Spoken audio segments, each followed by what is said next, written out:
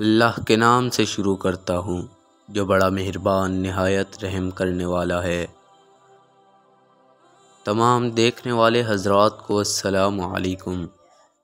لوگ مرزائی کیوں بن جاتے ہیں؟